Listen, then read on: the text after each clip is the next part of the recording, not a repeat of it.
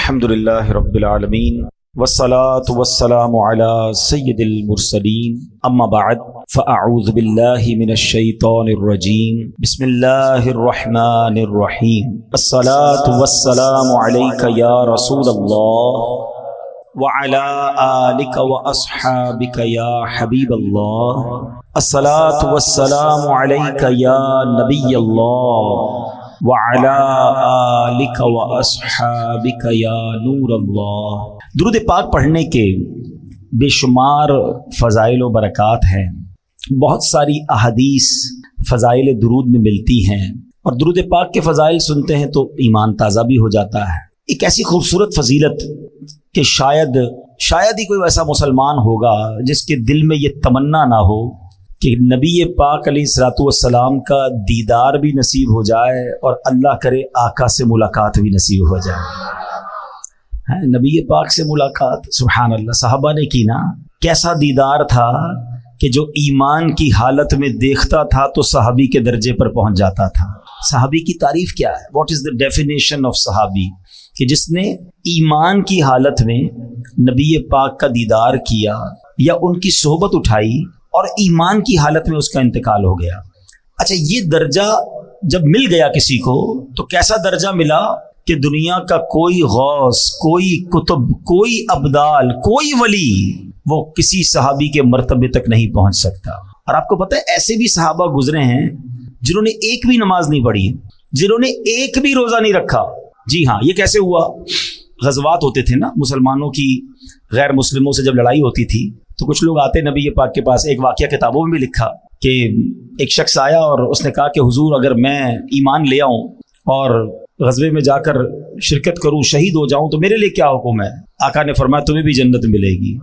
کلمہ پڑھا اور لڑنے چلے گئے اور شہید ہو گئے، کوئی نماز ہی نہیں پڑھی، کوئی سجدہ ہی نہیں کیا، لیکن چونکہ دیدار مصطفیٰ ہو چکا تھا، ایمان کی حالت میں جلوہ جانا دیکھ لیا تھا، تو کروڑوں نماز پڑھنے والے، سجدے کرنے والے، لاکھوں عبادتیں کرنے والے ایک طرف، اور جس نے جلوہ جانا دیکھ لیا اس کا مرتبہ ایک طرف۔ تو یہ دیدار مصطفیٰ کی برکت ہے، یہ صحبت مصطفیٰ کی برکت ہے کہ جس کو نصیب ہو گئی اس کا وہ مرتبہ ہو گیا اور پھر وہ قطعی جنتی ہو گیا۔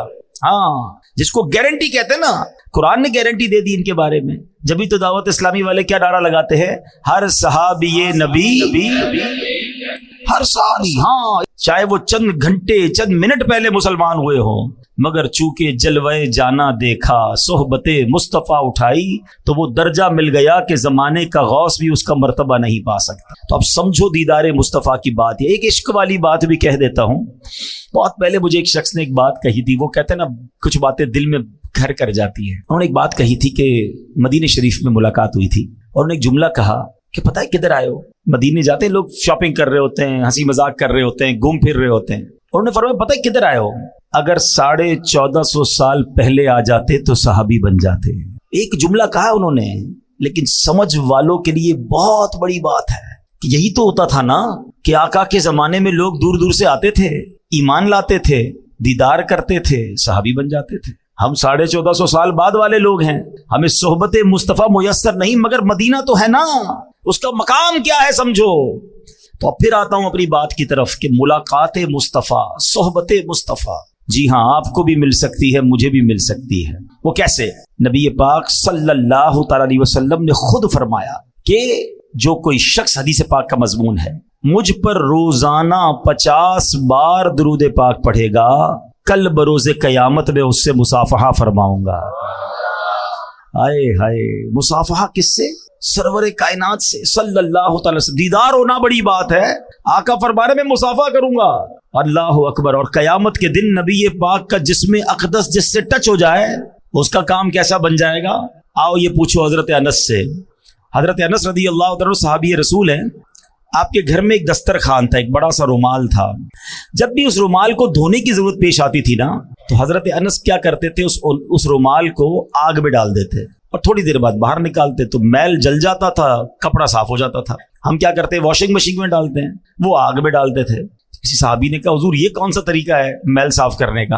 آپ نے فرمایا بات یہ ہے کہ ایک بار سرکار دو عالم صلی اللہ تعالی علیہ وآلہ وسلم میرے گھر تشریف لائے تھے، میرے آقا نے اس کپڑے کو ہاتھ لگایا ہے، جب سے ہاتھ لگایا ہے دنیا کی آگ اثر ہی نہیں کرتی ہے. اب مجھے بتاؤ جب کپڑے پر نبی پاک ہاتھ لگا لیں دنیا کی آگ اثر نہ کریں, جس مسلمان سے ہاتھ ملا لیں اس کا کیا حال ہو جائے گا؟ پھر جہنم کی آگ نے کیا کرنا ہے؟ اب سوچ لو کتنے پڑھنے ہیں درود. کنجوسی نہ کرو, درود پڑھ لے, پکڑ لو اس کو. بیمار ہو درود پڑھو, پریشان ہو درود پڑھو, روزی کا پرابلم ہے درود پڑھو, اولاد چاہیے درود پڑھو, ٹینشن ہے درود پڑھو, مدینے جانا ہے درود پڑھو, دیدار مصطفیٰ کرنا ہے تو درود پڑھو.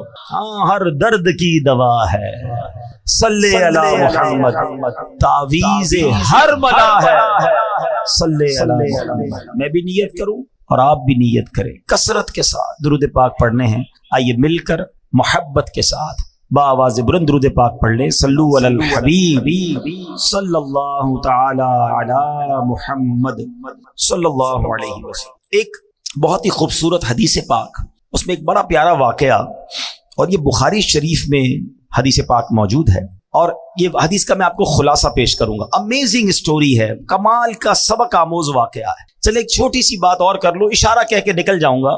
کچھ لوگ کہتے ہیں یار آپ واقعات بڑے سناتے ہیں, کوئی قرآن و حدیث کی بات کیا کرو, واقعات بڑے سناتے ہیں. تو میں تو بخاری سنا رہا ہوں. نبی پاک علیہ الصلوۃ والسلام نے جا بجا صحابہ کو واقعات بتائے ہیں. اچھا قرآن پاک جس نے پڑھا ہے, چلو ہم قرآن کی بات کرتے ہیں. قرآن میں کتنے واقعات ہیں؟ 100 سے زیادہ واقعات قرآن میں. سورہ بقرہ کو بقرہ کیوں کہتے ہیں؟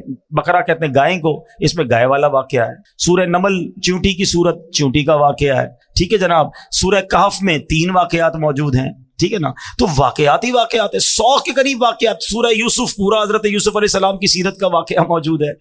تو نہ جانے کیوں ان کو پرابلم ہے. ایکچولی پہلے سمجھے بات, قرآن میں واقعات کیوں ہیں, حدیث میں واقعات کیوں ہیں. اب سائنس جا کر سمجھی ہے. اب آپ دیکھیں بچوں کو کوئی بھی بات سکھانی ہوتی, کوئی سٹوری سناتے ہیں اسکول میں. کیوں سناتے ہیں؟ سٹوری سے بات سمجھ آ جاتی ہے, فٹ ہو جاتی ہے ادھر. یہ انسان کی سائیکی ہے, انسان کی نفسیات ہے. قرآن کا اسلوب ہے, قرآن کا انداز ہے کہ سمجھانا ہے تو پچھلی قوموں کے واقعات قرآن نے بیان کیے, پھر سمجھایا انہوں نے ایسا کیا تم نہ کرنا, ورنہ وہ برباد ہوئے تم بھی برباد ہو جاؤ گے. بالکل اسی طرح احادیث میں واقعات بھرے ہوئے ہیں. تو جن کو واقعات سے پرابلم ہے, لگتا ہے انہوں نے خود قرآن و حدیث نہیں پڑھی ہے. اب میں بخاری شریف کا واقعہ سنانے جا رہا ہوں, اب غور سے سنیے گا. نبی پاک علیہ الصلوۃ والسلام نے فرمایا کہ بنی اسرائیل کے 3 آدمیوں کا یہ واقعہ بیان کیا کہ بنی اسرائیل میں 3 شخص تھے. ان میں سے ایک برس یعنی کوڑ کے مرض میں گرفتار تھا, ایک گنجا تھا, اس کے بال ہی نہیں آتے تھے, ایک بندہ تھا جو اندھا تھا, اس کی آنکھیں نہیں تھیں. اب اللہ کریم کی طرف سے ان کا امتحان سلیکٹ ہوا کہ ان کا امتحان کرنا ہے. تو اب کیا ہوا, ایک انسانی صورت میں فرشتہ آیا اور اس نے آ کر پہلے برس کے مریض سے پوچھا, جس کے جسم پر کوڑ کا مرض تھا, کہ تجھے سب سے زیادہ کیا چیز پسند ہے. تو یہ انسان کی فطرت ہے کہ وہ وہی پسند کرتا ہے جو اس کے پاس نہیں ہوتی ہے. یہ ایک انسان کی پرابلم ہے. تو اس کے جسم پر سفید داغ تھے, دھبے تھے, کوڑ کا مرض تھا. کہ مجھے اچھا رنگ اور صاف جلد بڑی پسند ہے. فرشتے نے اس کے جسم پر ہاتھ پھیرا. ہاتھ پھیرنا تھا کہ اس کا جسم بالکل صاف ستھرا ہو گیا, جلد بھی صاف ستھری ہو گئی, کوڑ کا مرض ختم ہو گیا. اب اس سے پوچھا تجھے کون سا مال زیادہ پسند ہے؟ تو وہ کہتا ہے مجھے اونٹ بڑے پسند ہیں. تو فرشتے نے اس کو ایک حاملہ اونٹنی دی, بچہ دینے والی اونٹنی دی, اور برکت کی دعا دی, اور فرشتہ چلا گیا. اب فرشتہ گنجے کے پاس آیا کہ تجھے کیا پسند ہے؟ کہتا ہے میری تو تمنا یہ بس بال آ جائے, سر پہ بال ہی نہیں ہے, بڑی کوشش کی ہے مگر بال نہیں ہے. تو فرشتے نے اس کے سر پر ہاتھ پھیرا, بہترین بال آ گئے, بڑا خوبصورت بال آ گئے. کہا اچھا بتا مال کون سا پسند ہے؟ تو وہ کہتا ہے کہ بس مجھے گائے بڑی پسند ہے. اس زمانے میں جانور مال ہوتا تھا. اب بھی جو گاؤں گوٹ کے لوگ ہیں نا, شاید شہر والوں کو سمجھنا آ رہا ہو کہ پیسے مانگنے تھے, گاڑیاں مانگنی تھی, کیا کسی نے اونٹ مانگا, کسی نے گائے مانگی. گاؤں گوٹ کے لوگوں کے لیے اب بھی یہ ان کا مال ہوتا ہے. ہم شہر والے ہمیں شاید اس کا اندازہ نہیں. بہرحال اس نے کہا کہ مجھے گائے بڑی پسند ہے. فرشتے نے حاملہ گائے, جو بچہ دینے والی گائے تھی, اس کو دی, برکت کی دعا دی اور آگے چلا گیا. اب تیسرے کے پاس پہنچا فرشتہ. وہ کون تھا؟ اندھا. تو فرشتے نے پوچھا کہ تجھے کیا پسند ہے؟ کہتا ہے اندھے کو کیا چاہیے؟ آنکھیں چاہیے, میں تو دیکھ ہی نہیں سکتا دنیا میں کیا ہو رہا ہے, کاش مجھے آنکھیں مل جائیں. فرشتے نے اس کی آنکھ پر ہاتھ پھیرا, دعا دی, اس کی آنکھیں روشن ہو گئی. پوچھا کون سا مال پسند ہے؟ وہ کہتا ہے مجھے بکریاں بڑی پسند ہیں. فرشتے نے اسے حاملہ بکری دی, بچہ دینے والی بکری دی, اور دعا کی, برکت کی, اور چلا گیا. اب اللہ کا کرنا دیکھیں کہ جو برس والا تھا اس کو اونٹنی دی تھی, گنجے کو بال بھی دی اور گائے بھی دے دی, اندھے کو آنکھیں بھی مل گئیں اور بکریاں بھی مل گئیں. اب اللہ پاک نے اتنی برکت دی کہ تینوں کے پاس ریوڑ کے ریوڑ ہو گئے، یعنی دوسرے لفظوں میں وہ لاکھوں پتی ہو گئے، کروڑ پتی ہو گئے۔ اب کچھ عرصے کے بعد وہی فرشتہ دوبارہ گیا ان کے پاس، اور اب اور شکل میں گیا، ایک غریب آدمی کی شکل بنا کر، اور وہ جو برس والا تھا، کوڑی تھا، جس کو برس بھی ٹھیک ہو گیا، بہت ساری اونٹنیاں بھی ہو گئی۔ تو کہا میں غریب آدمی ہوں۔ فرشتہ اس کے پاس جا کے کہتا ہے، اور میرے پاس کچھ کھانے پینے کو نہیں، زیادہ راہ بھی نہیں ہے، اللہ تعالیٰ نے تجھے کتنی خوبصورت جلد دی ہے، کتنا خوبصورت جسم دیا ہے، اتنے سارے اونٹ بھی دیے ہیں، ایک اونٹ مجھے دے دو تاکہ میں بھی منزل تک پہنچ جاؤں۔ یہ سن کر وہ ناشکرا انسان بولتا ہے کہ میرے خرچے بہت زیادہ ہیں، میں تجھے کچھ نہیں دے سکتا۔ اب فرشتہ کہتا ہے میں تجھے جانتا ہوں، تو وہی تو نہیں جس کو کوڑ کی بیماری تھی، لوگ تجھ سے نفرت کرتے تھے، تو غریب اور محتاج تھا، پھر اللہ پاک نے تجھے مال دیا۔ ایک اجنبی سے ایسی باتیں سننے کے بعد اس کو ڈر جانا چاہیے تھا، مگر وہ اکڑ کے کیا کہتا ہے، ایسا بالکل نہیں ہے، یہ مال تو مجھے وراثت میں ملا ہے۔ اللہ اکبر۔ اب فرشتے نے جب اس کی ناشکری والے الفاظ سنے نا، تو کہا اگر تو اپنی بات میں جھوٹا ہے اور اگر ایسا ہی ہے تو اللہ تجھے ویسا ہی کر دے جیسا پہلے تو تھا۔ اب فرشتہ گنجے کے پاس آیا، اس کے پاس بھی مال، اس کے پاس بہت ساری گائیں، سر پر بال بھی ہیں۔ اس نے کہا کہ مجھے اللہ کی راہ میں کچھ دے دو، ایک گائے مجھے دے دو، میں غریب آدمی ہوں۔ کہ نہیں میں تمہیں کچھ نہیں دے سکتا۔ کہ تو وہی تو نہیں جس کے سر پر بال بھی نہیں تھے اور کچھ مال بھی نہیں تھا، اللہ نے تجھے دیا۔ کہتا نہیں مجھے وراثت میں ملا ہے، یہ میں نے سب کمایا ہے۔ فرشتے نے کہا اگر تو جھوٹا ہے تو بھی ویسا ہی ہو جائے جیسا پہلے تھا۔ اب تیسرے کے پاس آیا، اندھے کے پاس، آنکھیں مل چکی تھی، غریب مسافر بن کر کہتا ہے کہ اللہ نے تجھے آنکھ کی نعمت بھی دی ہے، میں اسی رحمان کا تجھے واسطہ دیتا ہوں، مجھے ایک بکری دے دو تاکہ میں اپنی منزل پر پہنچ جاؤں۔ اچھا وہ جو اندھا تھا نا، جو آنکھ والا ہو گیا، اس کو اپنا دور یاد آ گیا کہ ایک زمانے میں بھی بڑا غریب تھا، میرے پاس بھی کچھ نہیں تھا، آج ایک غریب میرے دروازے پر آیا ہے۔ وہ بولا بھائی میں تو پہلے اندھا تھا، اللہ نے مجھے آنکھیں دی، یہ کرم رب نے کیا۔ ارے میرے پاس کچھ بھی نہیں تھا، یہ اللہ نے مجھے سارا مال دیا ہے، یہ میری بکریاں ہیں، جتنی چاہیے اس میں سے تم اٹھا کر لے جاؤ۔ اللہ اکبر۔ وہ فرشتہ کہتا ہے تمہارا مال تمہیں مبارک ہو، یہ سارا مال اپنے پاس رکھ، تینوں کا امتحان لیا گیا تھا، تیرے لیے اللہ پاک کی رضا ہے اور تیرے دونوں دوستوں یعنی کوڑی اور گنجے کے لیے اللہ پاک کی ناراضی ہے۔ یہ بخاری شریف کا واقعہ ہے، یہ حدیث پاک ہے، مگر کتنا درس ہے اس میں ہمارے لیے۔ ہم روتے ہیں اللہ کی بارگاہ میں، ہم گر گڑاتے ہیں، بلکہ سچی بات یہ کہ 10 سال پرانا والا وقت یاد کرو نا، کہ پہلے جیسے ہم ہیں تقریباً لوگوں کو اللہ نے پہلے سے اچھا کر دیا ہے، آسانیاں دے دی ہیں، بہتریاں آ گئی ہیں، مگر زبان ہے کہ شکر ادا نہیں کرتی ہے، زبان ہے کہ ناشکری ختم نہیں ہو رہی۔ اور پھر لوگ کہتے ہیں میں نے کمایا ہے، یہ میری محنت ہے، یہ میرا سارا کمایا ہوا ہے۔ ارے میں اور آپ کیا چیز ہے؟ جو دیا ہے وہ رب نے دیا ہے، خدا کی قسم۔ اللہ نہ چاہتا نا ہم الٹے بھی لٹک جائیں، کچھ نہیں مل سکتا۔ ہم نے دیکھا ہے بڑی محنت کرنے والے لوگ، نہیں ملنا ہوتا نہیں ملتا، اور جب اللہ نصیب میں لکھ دے تو بندے کو پتہ ہی نہیں ہوتا کدھر سے آ رہا ہے۔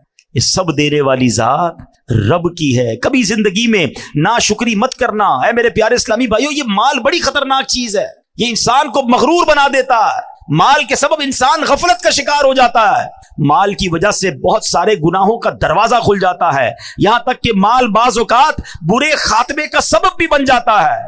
البتہ یہ تمام مال کی برائیوں کی جو جڑ ہے نا، وہ جڑ پتہ ہی کیا ہے؟ جب انسان اس سارے مال کو اپنی ملکیت سمجھ لے، جب آدمی مال کو اپنی ذاتی ملکیت سمجھتا ہے، خون پسینے کی کمائی سمجھتا ہے، تو اب غرور آنا شروع ہو جاتا ہے۔ اللہ اکبر۔ خود پسندی آنا شروع ہو جاتی ہے، میں نے کیا ہے۔ نہیں جناب، اللہ کرے کہ اچھا ایسے لوگوں کو پتہ ہے پھر معاذ اللہ زکوٰۃ بھی ٹیکس لگتی ہے کہ زکوٰۃ اور صدقہ میں نے کمایا اور اللہ کی راہ میں دے دوں، جب میرا ہے میں نے کیا میں کیسے دے دوں؟ اور ایک وقت آتا ہے زکوٰۃ دینے کا بھی جی نہیں چاہتا ہے۔ اے میرے پیارے اسلامی بھائیوں، ہم میں سے کوئی بھی سونے کا چمچ لے کر منہ میں پیدا نہیں ہوا۔ ہم جب دنیا میں آئے تھے تو خالی ہاتھ تھے، ارے جسم پر لباس بھی نہیں تھا۔ رب نے ہمارے ماں باپ کے دلوں میں رحم ڈالا، انہوں نے لباس پہنایا، انہوں نے کھانا کھلایا، مگر عطا کس نے کیا؟ وہ رب نے کیا۔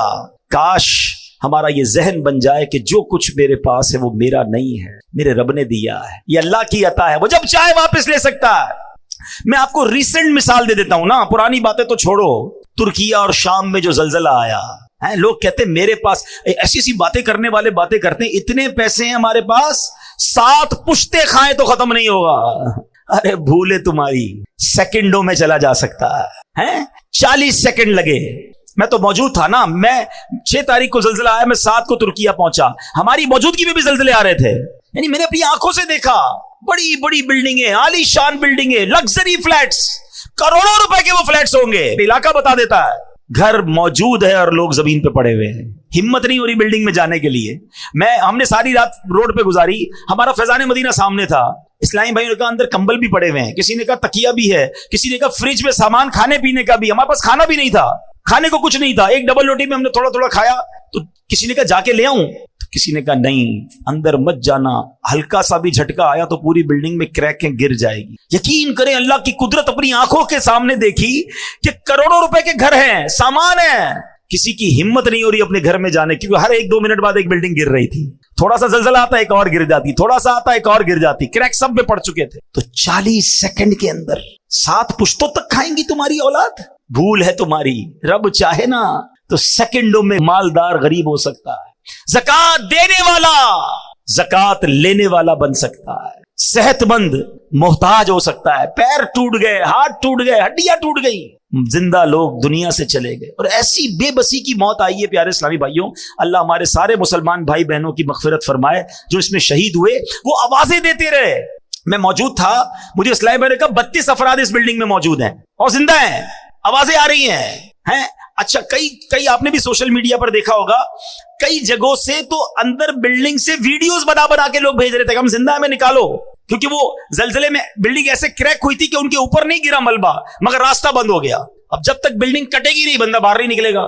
तो बच्चे अंदर, औरतें अंदर, मर्द अंदर, मगर कोई निकाल ना पाया। 2-3 दिन तक तो आवाजें देते रहे, जब तक मोबाइल की बैटरी चलती रही, फोन करते रहे। उसके बाद मोबाइल की बैटरी भी खत्म हो गई और सांसें भी खत्म हो गई। मेरा है, मैंने कमाया है, मेरी मेहनत है, मैंने इतनी बिल्डिंगें बना ली, मैंने इतने पैसे बना लिए। अरे कुछ मैंने नहीं किया है, ये सब मेरे अल्लाह ने दिया है, सब मेरे मालिक का एहसान है। मैं भी भीख मांगने वाला हो सकता था, मैं भी रोड पर सोने वाला हो सकता था, मैं भी जनाब फटे पुराने कपड़े पहनकर बाजारों में घूमने वाला हो सकता था। अगर आज सवारी दी है तो रब ने दी है, आज घर दिया है तो रब ने दिया है, आज औलाद दी है तो रब ने दी है। अरे इन बेचारे गरीबों की तो शादियां भी नहीं होती हैं। आज मेरे और आपके पास फैमिली है ना, बीवी है, बच्चे हैं, शुक्र अदा करो, क्योंकि रब ने इज्जत दी तो शादी हुई ना। यही ना होती तो कैसे कर रिश्ता होता। कई गरीब है बेचारे, रोडों पे सोते हैं, खाने को कुछ नहीं, कचरा उठाते हैं, कौन शादी करता है उनसे, फैमिली भी नहीं बन पाती उनकी। तो मैंने ऐसा क्या कमाल किया कि अल्लाह ने मुझे इतना कुछ दे दिया, और फिर भी मैं शिकवा करूं, फिर भी मैं शिकायत करूं, फिर भी मैं कहूं कि मेरे पास कुछ नहीं, मैं पीछे रह गया। कभी शिकवा न करना और कभी इतराना नहीं। जो दिया है रब ने दिया है, मेरा कुछ नहीं है, अल्लाह ने दिया। ये जहन बना लो मेरे प्यारे इस्लामी भाइयों। और फिर अगर माल का हक अदा करना है ना, तो फिर अल्लाह की राह में खर्च करो। जब है ही अल्लाह का, जब हम ये मान लेंगे, ये समझ लेंगे ये रब का है, अल्लाह ने दिया है, तो फिर खर्च करना भारी नहीं हो जाएगा। पैसे वाले तो बड़े आए, लोग कहते हैं पैसे वाला होना चाहिए। अरे पैसे वाला कारून भी था और पैसे वाले उस्मान गनी भी थे। हैं, अल्लाह कारूनी माल ना दे, उस्मानी माल अता फरमा। अल्लाह से दुआ मांगा करो, या अल्लाह पैसे दे दे, नहीं ये ना कहा करो, अल्लाह माल दे तो तेरी राह में खर्च करने का दिल भी अता फरमा, माल दे तो उस्मानी माल अता फरमा। मैं कई बार सुनता रहता था, पढ़ा भी था कि हजरत उस्मान गनी के माल में अल्लाह ने कितनी बरकत दी। पता है क्या करते थे वो? हर बार खर्च कर देते थे अल्लाह की राह में, दिल खोल कर खर्च करते। अल्लाह ने बरकत कैसी डाली, आप दुनिया से चले गए, आपके बाग रह गए, आपके कुएं रह गए। हज़रत उस्मान का बाग आज भी मदीने में मौजूद है, कुआं भी मौजूद है और प्रॉपर्टीज भी हैं। तो गवर्नमेंट ने क्या किया कि एक वक्फ उस्मान बना दिया। जितने पैसे उस बाग से, उन प्रॉपर्टी से आते हैं, उससे वो गरीबों की मदद करते हैं। मुझे बताया किसी ने रिसेंटली कि मदीने शरीफ में एक होटल है, 5 स्टार या 4 स्टार होटल है, उसका नाम ही वक्फ उस्मान होटल है। हजरत उस्मान के अकाउंट से इतने पैसे जमा हो गए कि एक होटल बना दिया गया है, और उस होटल में जितने हाजरीन रहेंगे, जायरीन रहेंगे, वो पैसे जमा होंगे, वो भी वक्फ उस्मान पे खर्च होते रहेंगे। मैं सोचने लगा, अल्लाह अकबर, हजरत उस्मान गनी का सवाब तो सोचो, वो आज मजार में है, मगर 1450 साल हो गए सदका उनका जारी है। माल बहुत सौ के पास आया जनाब, हैं आजकल फहरिस्त आती है, world number 1, world number 2, world number 3। अरे क्या करना उस माल को जो गर्क कर दे इंसान को। माल मिले तो अल्लाह उस्मान गनी के माल का सदका अता फरमा। कारून के पास क्या था, कितना माल था आपको पता है? यानी खजाना कितना था? खजाना नहीं, खजाने की चाबियां जो कारून की थी ना, वो ऊंटों पर लादी जाती थी, सिर्फ चाबियां। तो सोचो खजाना कितना होगा। इसी माल की आफत कैसी उस पर गालिब हुई کہ حضرت موسیٰ علیہ السلام کی گستاخی کی، اللہ پاک کے احکام کی نافرمانی کی۔ قارون کا پرابلم پتہ ہے کیا تھا؟ اس کو اتنا مال تھا کہ حضرت موسیٰ نے اس کو زکوٰۃ کا جب حکم دیا نا، تو اس زمانے پتہ ہے زکوٰۃ کتنی تھی؟ 1000 پر 1 روپیہ۔ آج کتنی؟ 100 پر 2.5 روپے نا، اگر وہ پورا سال گزر جائے۔ پھر اس زمانے میں 1000 پر 1 روپیہ تھی، بہت تھوڑی زکوٰۃ تھی، مگر اس کی وہ 1000 پر 1 روپیہ کو جب اس نے کیلکولیٹ کیا نا، تو وہ اس زمانے کے اربوں روپے بن گئے۔ وہ کہتا ہے اتنے سارے زکوٰۃ میں کیسے دے دوں، میرا مال کم ہو جائے گا۔ اللہ اکبر۔ اللہ سے ایک اور دعا کیا کرو، میں تو کرتا ہوں، سمجھ آئے تو آمین کہہ دینا، کہ اللہ وہ مال مت دینا جس کی زکوٰۃ بھاری پڑ جائے، مال وہ دینا جس کی زکوٰۃ دل سے دینے کا شوق پیدا ہو جائے۔ کیا کرنا ہے ایسے مال کو کہ مال اتنا ہو گیا، اوئے ہوئے ہوئے اب کروڑوں روپے زکوٰۃ دینی پڑے گی۔ ارے تجھے اللہ نے اربوں دیے ہیں تب کروڑوں بن رہے نا۔ اللہ مال دے تو خرچ کرنے کا لطف بھی عطا فرمائے۔ خوش نصیب پتہ ہے کون ہے؟ ہاں، یہ بات شاید بہت سے کو سمجھ نہیں آئے گی۔ 2-4 ہزار زکوٰۃ بنے، 1-2 لاکھ زکوٰۃ بنے، وہ نکل جاتی ہے۔ جب زکوٰۃ کروڑوں میں بن جائے نا، پھر یہاں بوجھ شروع ہو جاتا ہے۔ اللہ اس بوجھ سے بچائے۔ مزہ خوش نصیب پتہ ہے کون ہے؟ کہ جب بھی وہ اللہ کی راہ میں خرچ کرے نا، اس کے دل میں خوشی داخل ہو، وہ مزہ کرے، انجوائے کرے، وہ سمجھ لے اچھا آدمی ہے، مزہ آ رہا ہے نا۔ تمہیں اللہ کی راہ میں خرچ کر کے فکر نہیں ہو رہی، ٹینشن نہیں ہو رہی، بوجھ فیل نہیں ہو رہا، سمجھ لو دل میں معاملہ ٹھیک ہے۔ لیکن جیسے ہی میں کسی غریب کی مدد کرتا ہوں، مسجد میں دیتا ہوں، اللہ کی راہ میں خرچ کرتا ہوں، اور ادھر تکلیف شروع ہو جاتی ہے نا، سمجھ لو دیر از سم تھنگ رانگ، گڑبڑ ہے۔ اللہ کا مال اللہ کی راہ میں دے رہا ہوں، تکلیف کیوں ہو رہی ہے؟ مجھے ایک بات بتاؤ، آپ کے پاس کوئی بندہ کہے یار یہ میرے 1 لاکھ روپے رکھنا، میں بعد میں لے لوں گا، اور تھوڑے دنوں بعد آپ کو فون کرے میں بندہ بھیج رہا ہوں اس کو 5000 دے دینا، تکلیف ہوگی آپ کو؟ کیوں نہیں ہوگی بھائی؟ اسی کے ہیں، لاکھ روپے رکھوائے ہوئے ہیں، 5000 مانگ رہا ہے، تو تکلیف کس بات کی ہے؟ ہمارے پاس اللہ نے، مثال دے رہا ہوں، مثال کے طور پر لاکھ روپے رکھوائے اور 1 سال بعد 2500 روپے کا حکم آتا ہے کہ 2.5% زکوٰۃ دے دو، تکلیف کس بات کی ہے؟ تکلیف پتہ کس بات کی؟ یہ میرے ہیں، اگر جس دن تم نے مان لیا نا اللہ کے ہیں تو کوئی تکلیف نہیں ہوگی، اللہ تیری راہ میں دے رہا ہوں۔ اچھا مزے کی بات کیا ہے؟ اللہ کی راہ میں دیتے ہو، اللہ اور بڑھا دیتا ہے، اللہ نے وعدہ فرمایا اور بڑھا دوں گا۔ اچھا پھر فطرہ اس کو دینے کو پرابلم ہو رہی ہوتی ہے لوگوں کو، قربانی اس میں پرابلم ہو رہی، اللہ کا ہی مال ہے بھائی، اور اللہ ملٹی پلائی بھی کر رہا ہے۔ میں گارنٹی دیتا ہوں، مجھ سے نہ پوچھے، کسی سے بھی پوچھ لیں، جو حلال کماتا ہے اور پوری زکوٰۃ دیتا ہے، ہر سال اللہ اس کی زکوٰۃ میں اضافہ فرما دیتا ہے۔ زکوٰۃ میں اضافے کا مطلب کیا ہوا؟ مال میں بڑھ گیا نا، مال بڑھا تو زکوٰۃ بڑھی نا۔ اس کا مطلب یہ طے ہے کہ اللہ کی راہ میں خرچ کرنے سے مال کم نہیں ہوتا، یہ بس دل کا فطور ہے کہ دیتے وقت پتہ نہیں کیوں پرابلم ہوتی ہے۔ جس کو تکلیف ہوتی ہے نا، وہ اپنے دل کا علاج کر لے کہ یار یہ میرے دل میں اتنی خباثت ہے کہ میرے رب نے مجھے مال دیا اور اسی کی راہ میں خرچ کرنے پہ مجھے پرابلم کیوں ہوتی ہے؟ خوش ہوا کرو۔ سچی بات یہ ہے، میں نے کئی سال پہلے ایک جملہ کہا تھا، دوبارہ کہہ دیتا ہوں، اللہ کرے میرے بھی دل میں بیٹھ جائے، آپ کے بھی دل میں بیٹھ جائے، کہ جب بھی اللہ کی راہ میں خرچ کیا کرو نا، سجدہ کیا کرو، شکر ادا کیا کرو، یا اللہ تیری مہربانی، تو نے دینے والا بنایا، مانگنے والا نہیں بنایا۔ ہاں، یہ رب کی مہربانی۔ اور جس دن تم دینے والے، خوشی والے بن گئے نا، اللہ یہ ہاتھ دینے والا ہی رکھے گا، کبھی مانگنے والا نہیں بنائے گا، کیونکہ تمہیں دینے میں خوشی ہو رہی ہے۔ پرابلم جن کو ہوتی ہے نا، جن کو زکوٰۃ بوجھ فیل ہوتی ہے، وہ اپنا علاج کرے۔ تو قارون کا یہی پرابلم تھا، اس کا نتیجہ کیا نکلا؟ قرآن کہتا ہے فَخَسَفْنَا بِهِ وَبِدَارِهِ الْأَرْضَ فَمَا كَانَ لَهُ مِنْ فِئَةٍ يَنْصُرُونَهُ مِنْ دُونِ اللَّهِ وَمَا كَانَ مِنَ الْمُنْتَصِرِينَ۔ قرآن کہتا ہے تو ہم نے اسے اور اس کے گھر کو زمین میں دھسا دیا، تو اس کے پاس کوئی جماعت نہ تھی جو اللہ کے مقابلے میں اس کی مدد کرتی، اور نہ وہ خود اپنی مدد کر سکا۔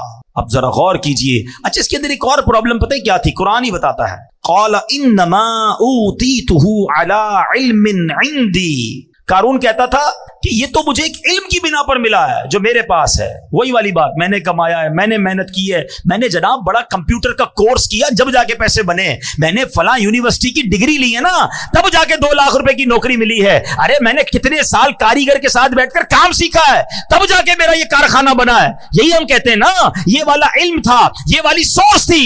قارون نے بھی یہی کہا، میرے پاس ایک علم ہے، اس علم کی وجہ سے مجھے یہ خزانہ ملا۔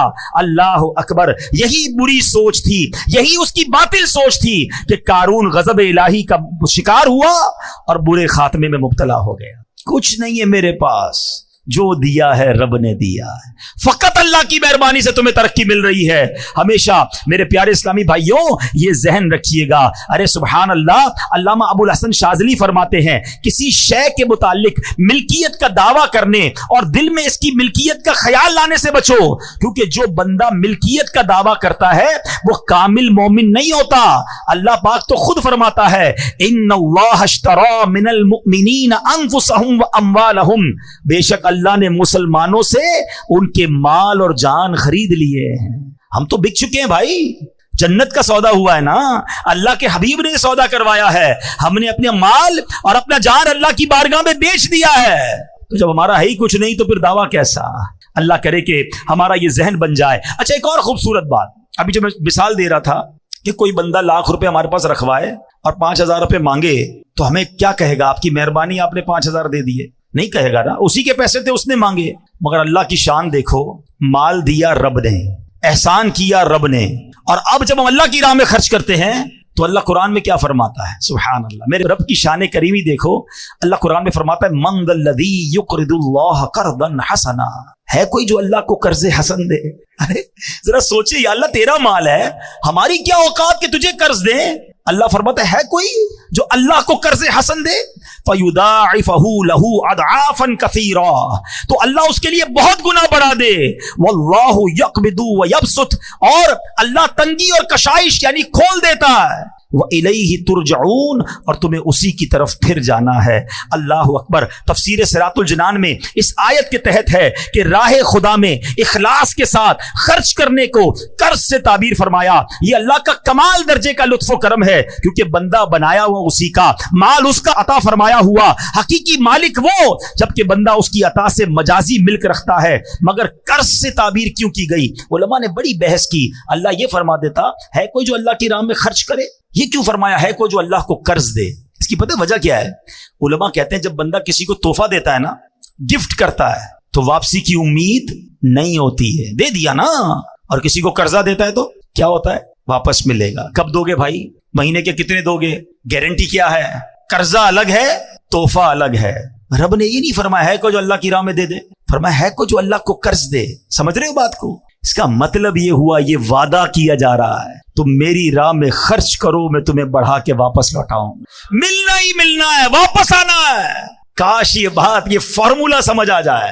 بلکہ سچی بات بتاؤں، اگر کوئی غریب بیٹھا ہے نا میرا بھائی، روزگار کا پرابلم ہے، قرضے میں ڈوب گیا ہے، کوئی پرابلم آ گئی ہے، یہ مت سمجھو کہ میں اللہ کی راہ میں کیسے خرچ کروں گا۔ بلکہ قبلہ مفتی قاسم صاحب نے ایک بڑی پیاری بات تفسیر قرآن صراط الجنان میں لکھی کہ دنیا بھر کے امیروں کا جائزہ لینا تو میجورٹی یعنی اکثریت ان میں کہیں نہ کہیں اچھے کام میں کچھ نہ کچھ خرچ کر رہی ہوتی ہے، اس لیے ان کا مال بڑھ رہا ہوتا ہے۔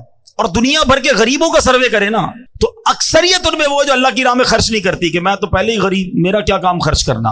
فرمایا اس لیے یہ غربت سے نکل نہیں پا رہا۔ اگر غریب بھی اپنی حیثیت کے مطابق خرچ کرنا شروع کر دینا، اللہ نے وعدہ کیا ہے کہ یہ قرضہ ہے، اللہ کے حبیب نے وعدہ فرمایا کہ کم نہیں ہوگا، تمہارا مال تمہیں پھر لوٹایا جائے گا، بڑھا کے لوٹایا جائے گا، ملٹی پلائی کر کے لوٹایا جائے گا۔ چاہے 1 روپے سے شروع کرو، چاہے 5 روپے سے شروع کرو، کسی غریب کی مدد، کسی دینی کام میں خرچ کرتے رہا کرو۔ وہ کیسے لوٹاتا ہے اب ذرا سنتے جانا۔ میں مختصراً 1-2 حدیثیں اور 1-2 واقعات سناتا ہوں۔ صحابی رسول حضرت ابو ہریرہ رضی اللہ تعالیٰ عنہ سے روایت ہے، اللہ اکبر، یہ بھی بخاری شریف کی حدیث ہے۔ اللہ پاک کے آخری نبی رسول ہاشمی صلی اللہ تعالیٰ علیہ وسلم نے فرمایا، ایسا کوئی دن نہیں جس میں بندے سویرا کریں اور 2 فرشتے نہ اتریں، جن میں سے ایک کہتا ہے الہی سخی کو زیادہ اچھا عوض دے، اور دوسرا کہتا ہے الہی کنجوس کو برباد کر دے۔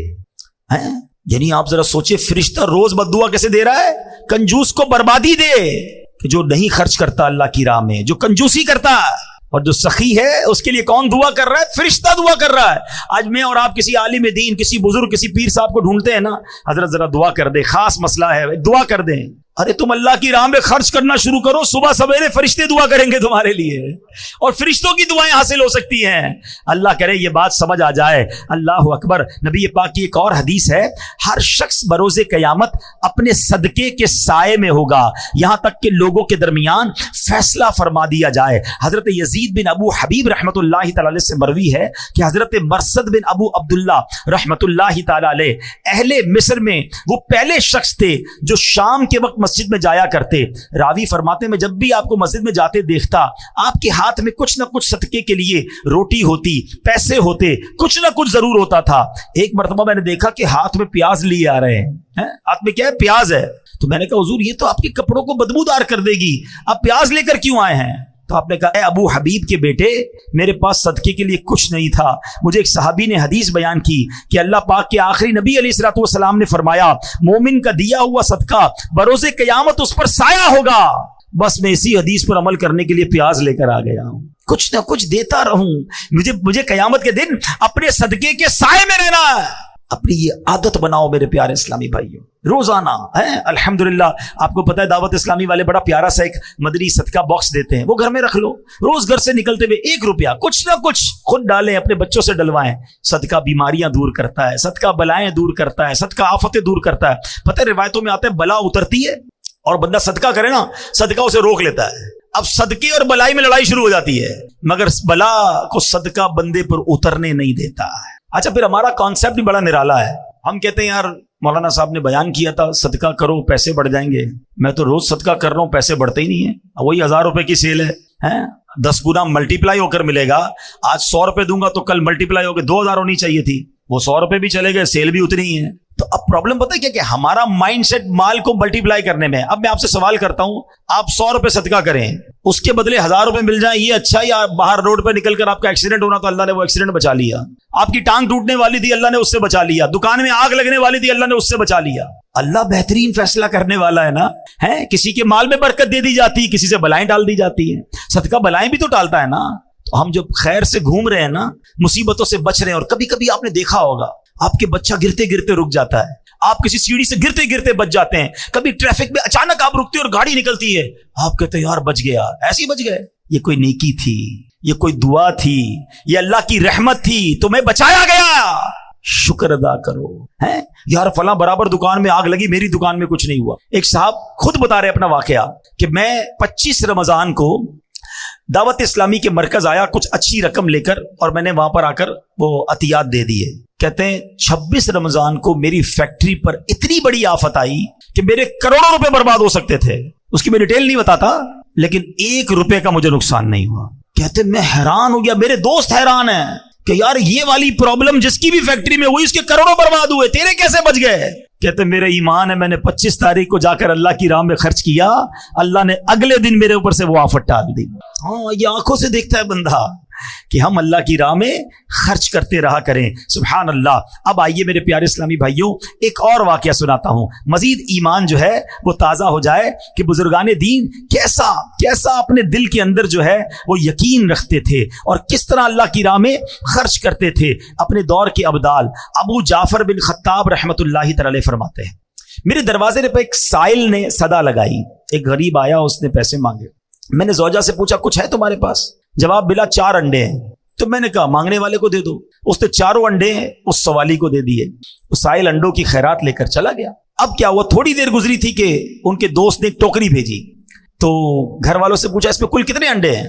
کہا 30. کہ تم نے تو فقیر کو 4 انڈے دیے تھے, یہ 30 کس حساب سے آئے؟ یقین دیکھیں کہ 1 کے 10 کا وعدہ ہے, ہم نے دیے 4 ہیں اللہ کی راہ میں, 30 کیسے آئے؟ تو کہتی ہے 30 انڈے پورے ہیں, 10 انڈے ٹوٹے ہوئے ہیں. تو حضرت علامہ یافعی یمنی کہتے ہیں کہ یہ تو بتاؤ کہ تم نے جو دیے تھے اس میں کیا پوزیشن تھی؟ تو کہا حضور مسئلہ یہ ہے کہ میں نے جو 4 انڈے دیے تھے نا وہ 3 پورے تھے, 1 ٹوٹا ہوا تھا.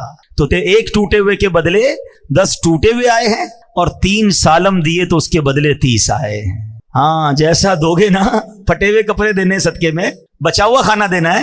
موزے میں سوراخ ہو گیا تو فقیر یاد آیا ہے, گھر کی ماسی کا بھی یاد آئی کہ کھانا بچ گیا, اب پھینکے گا تو چلو اس کو کھلا دو. یہ نہ کیا کرو, جیسا دو گے ویسا ملٹی پلائی ہوگا. جو خوشی سے دے گا نا, مزے کی بات بتاؤں, گھر والے میں گھر میں ملازم ہوا کرے نا, ابھی رمضان آ رہا ہے, یقین کریں گھر میں ملازم ہیں یا اور کوئی رشتہ دار ہے نا, آپ کا افطاری تیار ہو جائے نا, پہلے اچھی افطاری نکال کر اپنے ملازمین کو کھلا دیں, کم نہیں ہوگا, تمہارا کچھ نہیں جائے گا. ایسا ہی جو آپ کے بچوں نے کھانا ہے نا, وہ کسی 4 کو نہیں کھلائیں, 1 کو کھلا دیں, مگر ایسا کھلاؤ جیسے تم اپنے بچوں کو کھلاتے ہو. پھر دیکھو کیسی برکت آئے گی, کیسا ملٹیپلائی ہوگا. خوشی سے دو نا. یہی مسئلہ ہمارا فطرے میں چل رہا ہے, سالوں سال سے چل رہا ہے. مجھے تو فارمولہ ہی آج تک سمجھ نہیں آیا ہے. اللہ پاک ہمارے مفتی منیب الرحمان صاحب کو سلامت رکھے, بچپن سے سنتے آ رہے ہیں حضرت جو فطرہ اعلان کرتے تھے ہم وہ فطرہ دے دیتے تھے. پہلے 25 روپے تھا, 30 روپے تھا, 50 ہوا, 100 ہوا, 150 ہوا ہے, اب 250 300 ہو جائے گا. وہ اللہ کے بندے پوری حدیث تو سنو نا. وہ بھی اعلان 4 فطرے فرماتے ہیں. کیا ہوتا ہے؟ اب تو دعوت اسلامی کے مدنی مرکز سے بھی اعلان ہوتا ہے فطرے. حدیث پڑھو نا, حدیث میں نبی پاک نے 4 قسم کے فطرے بیان کیے, کشمش کا, جو کا, کھجور کا اور پھر گندم کا. ہم نے کون سا دینا ہے؟ سب سے سستا والا گندم کا. ٹھیک ہے, غریب آدمی دے گندم کا, کوئی منع نہیں, اس کا فطرہ ادا ہو جائے گا. مگر جس کو روز افطار میں اجوا کھجور چاہیے, سموسے بھی چاہیے, اس کو شربت بھی چاہیے, VIP کھانا چاہیے, اور فطرہ دیتے وقت سب سے سستا والا, اپنے دل سے پوچھو نا, یہ میں ٹھیک کر رہا ہوں کیا؟ کبھی ایسا ہوتا ہے کہ ہم عید کا جوڑا لینے جائیں اور دکاندار سے کہیں یار سب سے سستا والا کپڑا دکھاؤ؟ میں دوبارہ عرض کر رہا ہوں, غریب آدمی کی بات نہیں کر رہا, جس کو اللہ نے نوازا ہے, کپڑے بہترین والے لینے, جوتے بہترین والے لینے ہیں, بچوں کے کپڑے اچھے لینے ہیں. فطرہ کون سا؟ لوئسٹ کیٹیگری والا. یہ ناشکری ہے. اللہ کی بارگاہ میں دیتے وقت تمہیں کم والی چیز کیوں یاد آتی ہے؟ اس بار تو مزہ ہے نا کہ یا اللہ پوری رمضان تو نے مجھے بہترین کھجور سے افطار کرایا, اب میں فطرہ بھی کھجور والا دوں گا. تو نے مجھے کروڑوں سے اچھا رکھا, اچھا میرے اور آپ کے پیسے اللہ کو تھوڑی جا رہے ہیں, اللہ کو ضرورت بھی نہیں ہے, یہ یاد رکھنا. ہاں, ادھر دل دیکھا جاتا ہے کہ یہ بندہ مجھ سے محبت کرتا ہے یا مال سے محبت کرتا ہے. جب میری باری آتی ہے تو سب سے گھٹیا مال یاد آتا ہے. ہمارا مائنڈ سیٹ تو اتنا عجیب ہے پیارے اسلامی بھائیوں. مثال کے طور پہ ابھی جمعے کی نماز میں امام صاحب اعلان کریں کہ ذرا اللہ کی راہ میں خرچ کرو. آپ کو جناب آج سخاوت کا جو ہے نا دریا جوش مار رہا ہے, چلو یار آج 100 روپے دے دیتے ہیں. آپ نے اپنا پرس نکالا, 100 روپے کے 2 نوٹ ہیں اس کے اندر, ایک کڑک والا, ایک پرانا والا. سچ بتاؤ کون سا مسجد کے ڈبے میں ڈالتے ہو؟ پرانا والا. کیوں مطلب وجہ بتاؤ نا. کڑک والا 110 روپے کا نہیں ہے, وہ بھی 100 روپے کا ہے. نیا میرے پاس رہ جائے, یہ پرانا والا اللہ کی راہ میں چلا جائے. اس سے چیک کر لو, اپنا پیرامیٹر چیک کر لو کہ جب بھی اللہ کی بارگاہ میں دینے کی باری آتی ہے نا, مجھے پرانی گھٹیا پھینکنے والی چیز کیوں یاد آتی ہے؟ کھانا بچ گیا تو اللہ کے نام پہ یاد آئے گا, ارے بھائی اچھا کھانا بھی کھلا دو نا.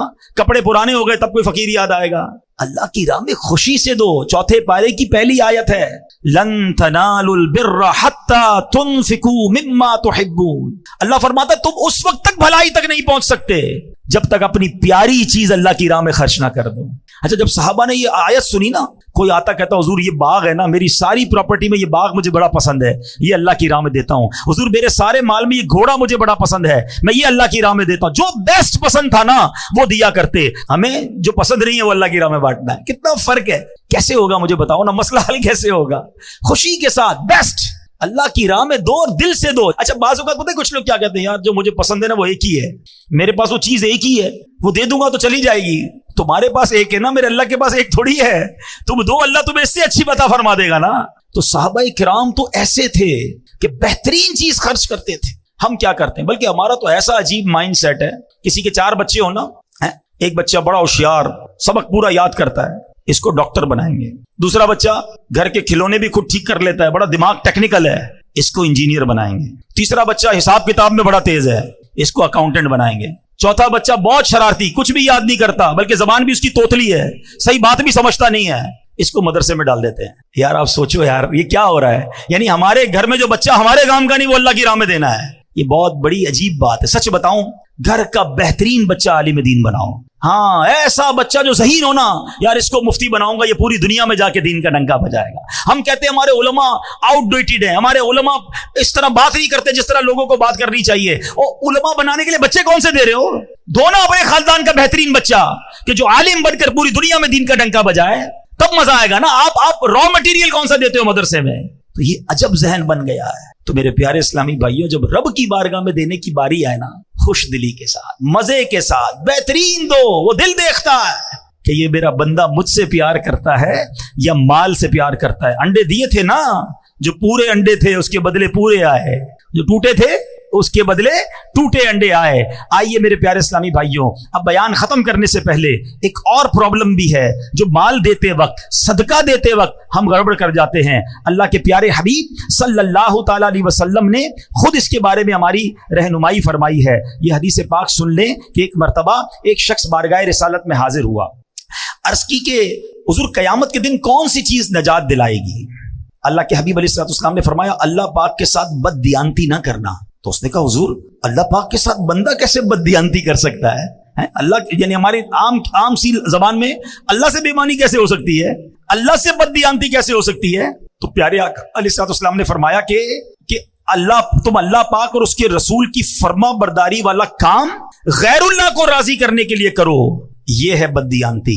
پس ریاکاری سے بچتے رہو کیونکہ ریاکاری شرک اصغر ہے، اور قیامت کے دن ریاکار کو 4 ناموں سے پکارا جائے گا۔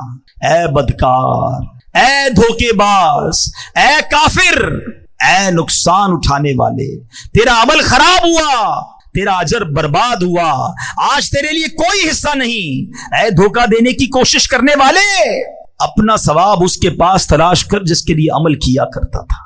یہ بڑا مسئلہ ہے۔ اول تو نیکی ہوتی نہیں، نیکی ہو جائے تو چھپتی نہیں، بے چینی شروع ہو جاتی ہے۔ پتہ تو چلے نا ماں بدولت نے اتنے پیسے دیے ہیں، ذرا امام صاحب نام لے کے اعلان کریں نا۔ وہ پہلے زمانے میں کیا ہوتا تھا کہ بھائی وہ اخبار میں تصویر کھنچواتے تھے، بڑا مشکل ہوتا تھا، بڑے بڑے لوگوں کی آتی تھی۔ اب تو ہر بندے کے اپنا اخبار ہے۔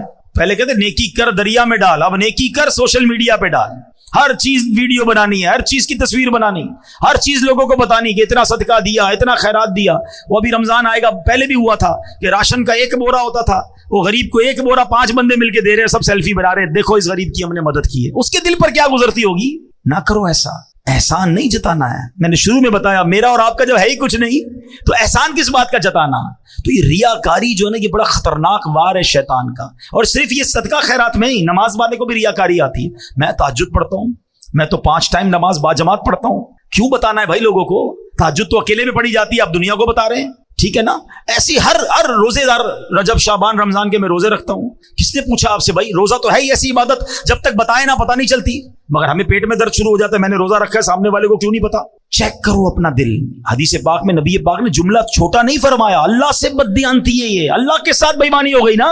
عبادت اللہ کی کر رہے ہیں، دکھا دوسروں کو رہے ہیں، اور دوسروں کو دکھانے کے لیے کر رہے ہیں، تو یہ نہ کریں، کہیں ایسا نہ ہو سارا سفر بیکار ہو جائے۔ تو اللہ کی راہ میں اس بار خرچ کریں، دل کھول کر کریں، پورا رمضان عبادت کریں، مگر ریاکاری سے بچیں۔ اچھا اب آخری بات، ریاکاری والی بات ہو یا اس طرح کی کوئی بھی بات ہو نا، اتنا مردود ہے شیطان، جب ایسی بات کرتے ہیں نا ہمیں کوئی اور بندہ یاد آتا ہے۔ ہاں یار یہ حضرت صحیح کہہ رہے، وہ فلاں آدمی نا جب بھی چندہ دیتا ہے اعلان کرواتا ہے، بہت بڑا ریاکار ہے۔ بھائی کسی اور کے لیے میں نہیں کہہ رہا، اپنے آپ کو چیک کرو، وہ کس نیت سے کر رہا ہے وہ جانے، اس کا رب جانے۔ بعض صورتوں میں اعلان کرنے کی اجازت ہے۔ اب مثال کے طور پر میں یہاں اعلان کروں کہ بھائی میں 500 روپے دے رہا ہوں، آپ سب بھی دیں، تو میری نیت کیا ہے کہ مجھے دیکھ کر ہو سکتا ہے کچھ اور بھی دے دیں تو مجھے ثواب ملے گا۔ انما الاعمال بالنیات، ہم اپنے دل سے پوچھنے میں کیوں اعلان کر رہا ہوں، سامنے والے کا دل چیک مت کرنا۔ تو ریاکاری سے بچیں، دکھلاوے سے بچیں، اور جب بھی کسی کی مدد کریں نا احسان نہ جتائیں، یہ بہت بڑا مسئلہ ہے۔ قرآن کہتا ہے یا ایھا الذین آمنوا لا تبطلوا صدقاتکم بالمن والاذی، اے ایمان والو اپنے صدقے باطل نہ کرو احسان جتا کر، تکلیف پہنچا کر۔ ہاں بھائی یاد ہے نا، نوکری کرنے آیا تھا میرے پاس، 2 پٹی کے چپل پہن کر آیا تھا، آج موٹر سائیکل والا ہو گیا، میرا احسان یاد ہے؟ بھول تو نہیں گیا؟ میں نے قرضہ دیا تھا، ٹھیلا لگاتا تھا، دکان والا ہو گیا۔ تیری بہن کی شادی کے وقت تو میرے پاس آیا تھا، میں نے تیرے کو قرضہ دیا تھا۔ توبہ توبہ توبہ، جو یہ کرتا ہے وہ سوچے وہ کتنی تکلیف پہنچاتا ہے اس غریب آدمی کو۔ ارے میرے پاس تھا کیا، اللہ کی مہربانی تھی تو میں نے اس کی مدد کی ہے، میں بھی تو کسی کے دروازے پر مدد لینے جا سکتا تھا۔ کبھی زندگی میں احسان مت جتانا، احسان جتانے سے اس کو تکلیف پہنچتی ہے، تمہارا صدقہ بھی ضائع ہو گیا۔ میں نے عمرہ کروایا تھا، میں نے اس کو حج کروایا، میں نے کچھ نہیں کیا یار، اللہ نے دیا تو سب ہوا ہے۔ ہمارے بزرگ کیسے مدد کرتے تھے، کبھی کبھی ایسے بھی کیا کرو کہ جس کی مدد کی نا اس کو پتہ بھی نہ چلے کہ مدد کس نے کی ہے۔ ہاں اس کو پتہ بھی نہ چلے، خفیہ طور پہ اس کے پاس مدد پہنچ جایا کرتی تھی۔ ہم تو جناب بولتے بھائی پیسے میں نے دیے، روز نماز کے بعد دعا کرنا میرے لیے، اس کی ڈیوٹی لگا دیتے ہیں۔ ارے وہ دعا کرے نہ کرے کیوں جتا رہے ہو، اللہ تو دیکھ رہا ہے نا، اللہ نے قبول کر لیا، تمہارے وارے نیارے ہو جائیں گے۔ دعائیں لینے والے بنو، ہائے لینے والے نہ بنو۔ تو اے میرے پیارے اسلامی بھائیوں، سارا مال کس کا ہے؟ اللہ کا ہے۔ جو دیا وہ کس نے دیا؟ رب نے دیا، میرا کچھ بھی نہیں ہے۔ پہلے تو یہ ذہن بناؤ۔ اور پھر اللہ نے دیا ہے نا تو خرچ کریں، اپنے غریب رشتہ داروں کو دیں، دیگر مسلمان بھائیوں کی مدد کریں۔ ماہ رمضان میں اپنے دسترخوان کے ساتھ ساتھ کوئی ایک دسترخوان اچھا کر دیں، ان کے دسترخوان پر بھی کھانا پہنچ جائے۔ یہ روڈوں پر جو بہت سارے لوگ بانٹتے ہیں اس سے بہتر یہ کہ کسی غریب کے گھر میں پہنچا دیں۔ روڈ پر تو بہت سارے لوگ کھا لیتے ہیں مگر ہمارے گھر میں بہنیں، ان تک تو نہیں پہنچتا نا سامان، تو کسی ایک رشتہ دار، کسی ایک غریب کے گھر تک پہنچانے کا انتظام کریں۔ اور اس کے بعد اپنی زکوٰۃ میں اپنی دعوت اسلامی کو یاد رکھیں، جو دین متین کا اتنا بڑا کام پوری دنیا میں کر رہی ہے۔ ہمارے مدرسۃ المدینہ اور جامعۃ المدینہ ہیں جس میں بچے اور بچیاں بغیر فیس کے قرآن پاک پڑھ رہے ہیں، درس نظامی کر رہے ہیں۔ الحمدللہ 1 لاکھ سے زیادہ حافظ قرآن دعوت اسلامی نے پاکستان میں اس امت کو عطا فرما دیے ہیں۔ کراچی کے بزرگ بیٹھے ہیں، ایک اشارہ کروں گا، میری بات سمجھ جائیں گے۔ میں جب چھوٹا تھا، آج سے 30 سال پرانی اگر بات کریں تو کراچی میں تراویح پڑھانے کے لیے حافظ قرآن نہیں ملتا تھا، پنجاب سے بلانا پڑتا تھا، ایسا ہی ہے۔ اور آج مجھے بتاؤ کراچی میں کون سی گلی ہے جہاں تراویح نہیں ہو رہی ہے؟ کون سی بلڈنگ ہے جہاں تراویح نہیں؟ ایک بلڈنگ میں 3 تراویحاں ہو رہی، کیسے ہو رہی ہیں بھائی؟ حافظ کوئی درخت میں اگے ہیں کسی فصل میں نکلے ہیں؟ یہ دعوت اسلامی کے مدرسے ہیں۔ الحمدللہ 1 لاکھ سے زیادہ حافظ قرآن دعوت اسلامی نے بنا دیے۔ قرآن کی خدمت کا کیسا نظام بنایا، ہزاروں بچوں اور بچیوں نے درس نظامی کر لیا، 150 کے قریب انگلش میڈیم اسکول بنا دیے، 34,000 بچے اور بچیاں اس میں دنیاوی تعلیم کے ساتھ ساتھ دینی تعلیم حاصل کر رہے ہیں۔ سال کی 600 کے قریب مسجدیں دعوت اسلامی ملک اور بیرون ملک میں بنا رہی ہے۔ آج کل چینل پر جو بے حیائی اور فحاشی ہے کسی کو بتانے کی ضرورت نہیں ہے، مگر ایک چینل ایسا ہے جس کو دیکھ کر غیر مسلم مسلمان ہو رہے ہیں، بے نمازی بن رہے ہیں، شرابی شراب چھوڑ رہے ہیں۔ ارے چینل دیکھ کر رقص و سرور کی محفل سجدے تو سنی ہوں گی، مگر یہ کیسا چینل آیا جس کو دیکھ کر مدینے کی یاد میں آنسو بہ رہے ہیں، اللہ کے خوف سے دل لرز رہے ہیں، لوگ گناہوں سے توبہ کر رہے ہیں، ماں باپ کا ہاتھ چوم رہے ہیں، صرف اردو زبان میں نہیں، انگلش زبان میں، پھر اس کے بعد بنگلہ زبان میں، اب جناب عربی زبان میں یوٹیوب پر مدری چینل شروع کر دیا۔ بچوں کی نفسیات کے مطابق بچوں کے پروگرام کڈز مدری چینل شروع کیا گیا، اور اس کے بعد جب کارٹونز کے ذریعے بے حیائی پھیلائی جا رہی ہے، کارٹونز کے ذریعے اب جناب بچوں کے ساتھ ان کو غلط رسم و رواج سکھائے جا رہے تھے، تو اس کو کاؤنٹر کرنے کے لیے دعوت اسلامی نے اینیمیٹڈ خاکے بنائے، اپنے اسلامک کارٹونز بنائے، اور اب وہ کارٹونز بھی کئی زبانوں میں الحمدللہ شائع کیے جا رہے ہیں۔ اور آپ کو جان کر خوشی ہوگی اس کی پذیرائی کیسے ہے۔ کبھی موقع ملے تو یوٹیوب پر کڈز لینڈ مدنی چینل کو سرچ کیجئے گا، ہمارے ایک کارٹون کے کلپ کو 50 ملین لوگوں نے دیکھا ہے۔ 50 ملین کا مطلب 5 کروڑ لوگ ہوتے ہیں، 40 ملین کا مطلب 4 کروڑ لوگ ہوتے ہیں، تو دنیا بھر کے بچے دیکھ رہے ہیں، وہ دین سیکھ رہے ہیں۔ کون سا میدان ہے جس میں دعوت اسلامی لا دینی قوتوں کا مقابلہ نہیں کر رہی؟ اور آگے چلیں، اب جب فلاحی کام کی بات کرتے ہیں، آقا علیہ الصلوۃ والسلام کی دکھیاری امت کی بات کرتے ہیں، تو کس موقع پر دعوت اسلامی نے خدمت نہیں دی؟ 2005 میں زلزلہ آیا، کشمیر میں زلزلہ آیا، اس زمانے میں بھی دعوت اسلامی والوں نے وہاں جا کر کروڑوں روپے کی امداد کی، اور جب 2019-20 میں کووڈ آیا، 1 کروڑ کے قریب مسلمانوں تک کھانا، پانی اور راشن پہنچایا گیا، کروڑوں روپے کی امداد کی گئی۔ اس کے بعد 2022 میں جب سیلاب آیا، 3.5 ارب کے قریب روپے اور سامان وہاں تقسیم کیا گیا۔ ایک نیا کام FGRF کے تحت ہو رہا ہے جو شاید کراچی والوں کو نہیں پتا۔ اے کراچی والوں، ہم بڑے سکون میں ہیں، ہمارے سندھ کے بھائی اب تک ڈوبے ہوئے ہیں، لوگ سمجھتے سیلاب ختم ہو گیا، اب بھی لاکھوں لوگوں کے گھروں میں پانی موجود ہے، ابھی بھی لاکھوں ایکڑ زمین پر پانی موجود ہے۔ ہماری ٹیم جب وہاں گئی اور جا کر دیکھا کہ 6 مہینے ہو گئے، اب تک پانی نہیں نکلا ہے، جتنا سوکھنا تھا سوکھ گیا، جتنا نکلنا تھا نکل گیا، اب نہیں نکل رہا، اور نہیں نکلے گا تو ان کے گھر کیسے آباد ہوں گے؟ ہاسپٹلز میں پانی، مسجدوں میں پانی، قبرستان میں پانی۔ اب فیصلہ کیا گیا کہ ہم پمپ لگاتے ہیں اور ان کا پانی باہر نکالتے ہیں۔ آپ کو یاد ہوگا ایک بار کراچی میں بارش ہوئی تھی تو یہ پورا خارا در کا ایریا پانی سے بھر گیا تھا، اور پانی 1 ہفتہ رہا تھا تو اس پانی میں بدبو اور گندگی کا عالم کیا تھا۔ ادھر بھی دعوت اسلامی والوں نے پمپ لگائے تھے، مگر ادھر 6 مہینے ہو گئے ہیں، وہ پانی نہیں نکلا ہے۔ آپ کو جان کر خوشی ہوگی اب تک 5 ارب گیلن پانی دعوت اسلامی والے نکال چکے ہیں۔ تقریباً 30,000 ایکڑ سے زیادہ زمین ہم نے پانی سے فارغ کر دی ہے، قبرستان پانی سے فارغ ہو گئے، اسکولیں، مسجدیں، ہاسپٹل، الحمدللہ لوگ اپنا کام کاج کرنے لگ گئے، مگر اب بھی یہ کام جاری ہے، اب بھی ہمارے پمپ لگے ہوئے ہیں، اب اب بھی लाखों रुपए का डीजल रोजाना की बुनियाद पर भेजा जा रहा है ताकि हमारे मुसलमान दुखियारे भाइयों का पानी निकले। अभी ये काम जारी था कि तुर्किया में जलजला आ गया, शाम में जलजला आया, दावत इस्लामी वाले सुबह शाम वहां भी काम कर रहे हैं। हमने अल्हम्दुलिल्लाह अब एक और कॉन्ट्रैक्ट साइन किया है तुर्की गवर्नमेंट के साथ मिलकर कि हम अब कंटेनर दे रहे हैं, कंटेनर हाउसेस कहलाते हैं। एक ऐसा कंटेनर वहां बनता है जिसमें 2 बेडरूम, 1 बाथरूम और छोटा सा किचन होता है, क्योंकि उन लोगों को तकरीबन 1.5 से 2 साल कंटेनर में रहना पड़ेगा, तब जाके ये इमारतें बनेंगी। तो अल्हम्दुलिल्लाह अब हमने कंटेनर देना शुरू कर दिए हैं, ऑर्डर दे दिया है। थोड़े दिनों बाद आप मदरी चैनल पर, सोशल मीडिया पर देखेंगे एक ऐसी बस्ती आबाद होगी तुर्की में कि जहां FGRF के कंटेनर होंगे और हम सिर्फ कंटेनर खाना और राशन नहीं देते, हम साथ दीन भी सिखाते हैं, हम सुन्नतें भी सिखाते हैं, हम नमाज भी पढ़वाते हैं। हमने अल्हम्दुलिल्लाह उसी कंटेनर की बस्ती में मस्जिद बनाने का भी प्लान कर लिया है। कुरान भी पढ़ाएंगे, नमाज भी पढ़ाएंगे और रोजाना की बुनियाद पर खाना भी खिलाएंगे। यहां मैं ये भी इशारा कर देता हूं कि कुछ लोग माशाल्लाह अपने तौर पर अपनी NGO बनाकर या अपने तौर पर गरीबों को राशन दे रहे होते हैं। बिल्कुल दीजिए, बहुत अच्छा काम है, लेकिन अगर यही काम आप दावत इस्लामी के साथ कर लेंगे ना, हम राशन भी देंगे, उनको इज्तिमा में भी ले आएंगे, उनके बच्चों को मदरसा भी ले जाएंगे, जिन जिनको राशन देते हैं उनका डाटा रखते हैं ताकि उनके घर की खवातीन भी दीन सीख लें। तो अल्हम्दुलिल्लाह राशन तो पहुंचेगा,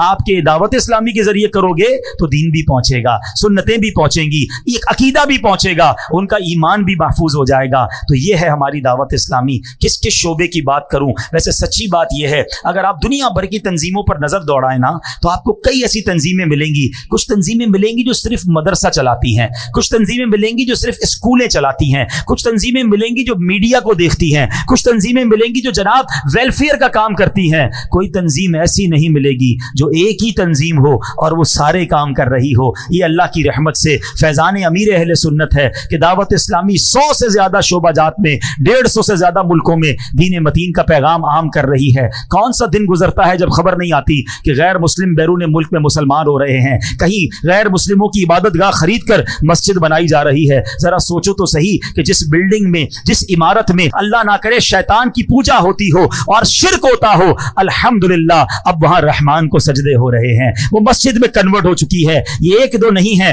अकेले में मुझसे कोई मिल ले, हम आपको बताएंगे कि पूरी दुनिया में ऐसी कितनी गैर मुस्लिमों की इबादत गाहें हैं जो दावत इस्लामी ने बदल कर रख दी। ऐसा इनकलाब ये फकत दावत इस्लामी के प्यारे माहौल में मिलता है। सच्ची बात बताऊं, ये मेरे और आपके पैसों के नसीब जागते हैं, मेरे और आपके माल के भाग जागते हैं कि वो दीन के इतने बड़े काम में सर्फ हो जाएं। तो ऐ मेरे प्यारे इस्लामी भाइयों, इस बार अपनी दावत इस्लामी का साथ जरूर देना, इस बार दिल खोल कर साथ देना और अपनी ज़कात, अपने अतियात, अपना फितरा जरूर देना। एक और बात कर देता हूं, क्योंकि हम आजकल डोनेशन के लिए लोगों के पास जा रहे हैं, एक अजब सा मिसकंसेप्शन बन गया है कि जनाब दावत इस्लामी बहुत अच्छी तहरीक है, दावत इस्लामी बहुत बड़ा काम कर रही है, मगर दावत इस्लामी वालों के पास पैसे भी बहुत हैं, तो इसलिए बेहतर है किसी और को दे दो।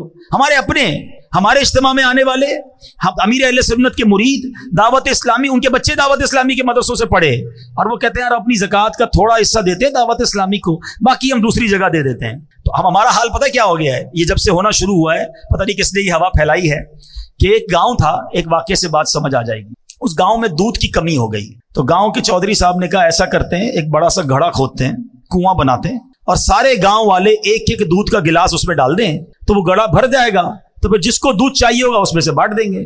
एक बंदे ने सोचा यार सारा गांव दूध डालेगा, मैं एक गिलास पानी डालूंगा तो क्या फर्क पड़ेगा। जाकर चुपके से पानी का गिलास डाल के आ गया। सुबह हुई और जब उस घड़े में देखा तो पूरा घड़ा ही पानी से भरा हुआ था। बात आई समझ में? हर बंदे ने क्या सोचा, मेरे पानी के गिलास से क्या होगा।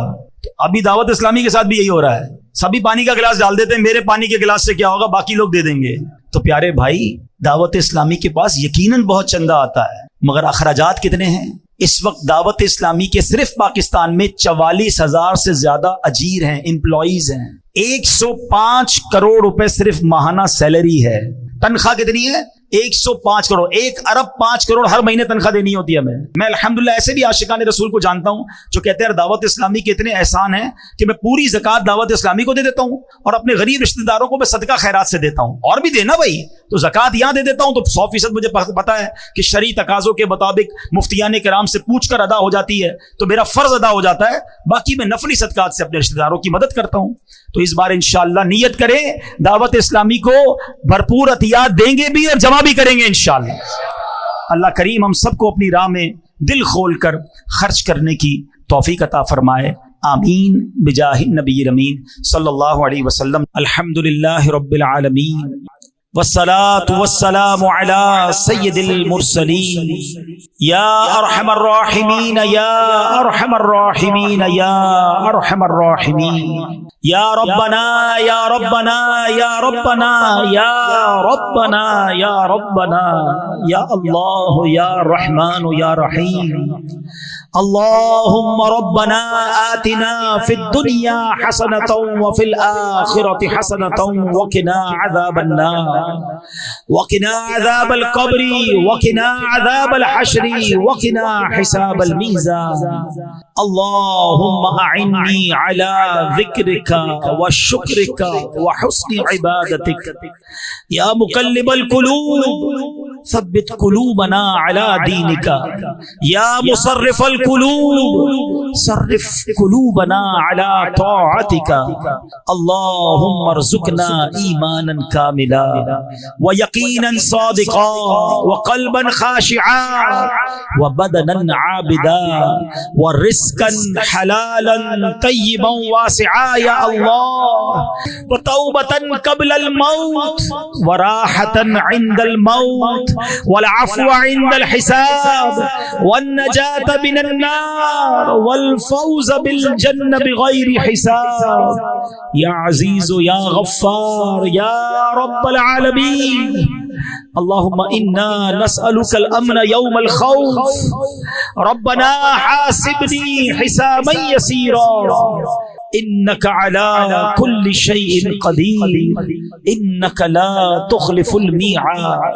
اللهم ارزقنا حجا مبرورا وسعيا مشكورا وذنبا مغفورا وتجارة لن تبور يا عالم ما في الصدور أخرجنا يا الله من الظلمات إلى النور۔ اے ڈوبتوں کو بچانے والے، اے بے کسوں کی دستگیری کرنے والے، اے گناہگاروں کی مغفرت فرمانے والے مولا، تیرے گناہگار سیاہ کار سیاہ شعار بندے تیرے دربار میں ہاتھ اٹھائے حاضر ہیں، جھولی پھیلائے ہاتھ پھیلائے تیرے گھر میں جمع ہو گئے۔ انت الغنی ونحن فقراء یا اللہ، انت الغنی ونحن فقراء یا اللہ۔ اے رب کریم ہماری خالی جھولیوں میں مغفرت کی خیرات ڈال دے، ہمیں اپنی رضا کی خیرات سے نواز دے۔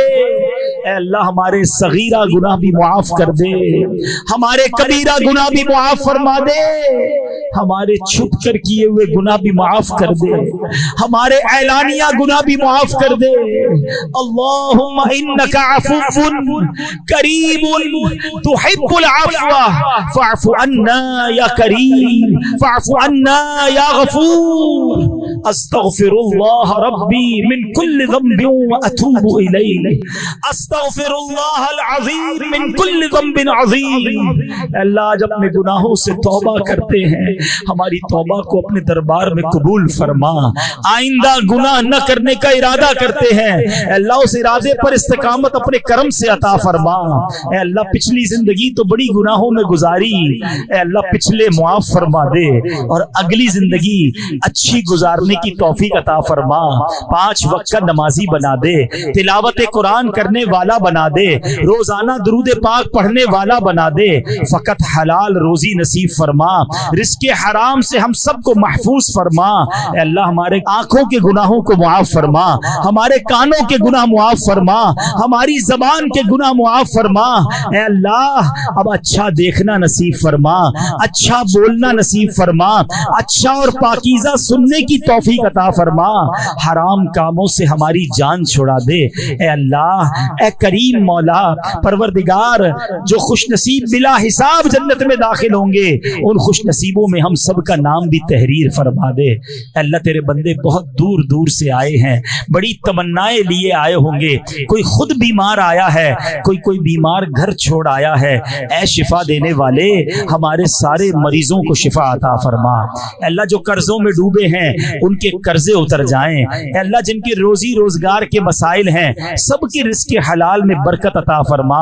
اے اللہ مہنگائی نے کمر توڑ دی ہے، اے اللہ سب کے دسترخوان کو وسیع فرما دے۔ اے اللہ ہمارے وطن پر بڑا مشکل اور کٹھن وقت آیا ہے، اے اللہ ہمارے وطن پر خاص نگاہ رحمت فرما۔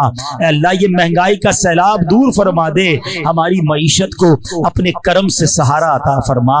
اے رب کریم، اے رب کریم، اے رات کے اندھیرے کو صبح کے اجالے سے بدلنے والے، ہماری دکھوں کی رات کو سکھ کی صبح سے بدل دے، ہماری بے قراری کی رات کو قرار کی صبح سے بدل دے، ہماری بے چینی کی رات کو چین کی صبح سے بدل دے، ہماری مدینے سے دوری کی رات کو صبح طیبہ سے بدل دے۔ اے اللہ ہمارے جو مسائل ہیں، ہماری جو مشکلیں ہیں، لوگ بتاتے ہیں بہت مشکل ہے، یہ کام بہت بڑا ہے، ہمارا بعض اوقات خود بھی ذہن بولنے لگتا ہے اتنی بڑی مشکل کیسے حل ہوگی۔ اے اللہ یقیناً ہم کمزور، ہماری کوئی اوقات نہیں، ہمارے لیے مشکل بڑی ہے، تیرے لیے مشکل بڑی نہیں۔ ان اللہ علی کل شیء قدیر، اے اللہ ہمیں اپنی قدرت کا نظارہ دکھا اور ہماری مشکل آسان فرما دے، ہمارے دکھوں کو دور فرما دے، ہمارے مسائل کو تو نے حل کرنا ہے، اپنے کرم سے حل فرما دے۔ اے اللہ اے رب کریم ہمیں جلدی جلدی حرمین طیبین کی حاضریاں نصیب فرما۔ اے اللہ حاضریوں کے راستے کھول دے، ہمارے لیے حرمین کی حاضریاں آسان کر دے۔ اے اللہ ہمیں کبھی مکے مدینے سے محروم نہ کیجیو، اور رب کریم اسی سال حج بھی عطا فرما، اور جب آخری وقت آ جائے ہمیں آقا کے قدموں والی، آقا کی دید والی اور مدینہ منورہ والی موت نصیب فرما۔ عالم اسلام کا بول بالا فرما، ہماری دعوت اسلامی کو ترقیاں اور عروج عطا فرما۔ قبلہ امیر اہل سنت، تمام علماء اور مشائخ اہل سنت کا سایہ ہمارے سروں پر تا دیر قائم و دائم فرما۔ وَأُفَوِّضُ أَمْرِي إِلَى اللَّهِ ان اللہ بصیر بالعباد لا الہ الا انت سبحانک انی کنت من الظالمین۔ کہتے رہتے ہیں دعا کے واسطے بندے تیرے، کر دے پوری آرزو ہر بے کسو مجبور کی۔ برکت ان اللہ وملائکتہ یصلون علی النبی یا ایھا الذین آمنوا صلوا علیہ وسلموا تسلیما۔ اللهم صل على سيدنا ومولانا محمد طب القلوب ودوائها وعافية الأبدان وشفائها ونور الأبصار وضيائها وعلى آله وصحبه وبارك وسلم۔ جب دمیں واپسی ہو یا اللہ، سامنے ہو روضہ رسول اللہ، اور لب پہ ہو لا الہ الا اللہ محمد رسول